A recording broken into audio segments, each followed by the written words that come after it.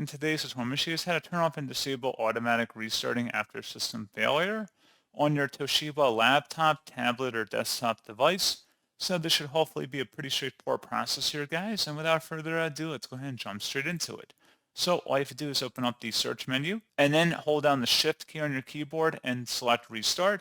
Once it says please wait, you can release your pressure on the keyboard. You don't have to be touching anything at this point.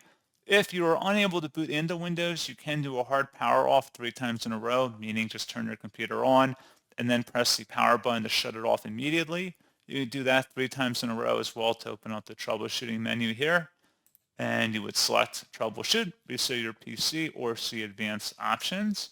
Select advanced options on the page and then select startup settings, change Windows startup behavior, and then select restart.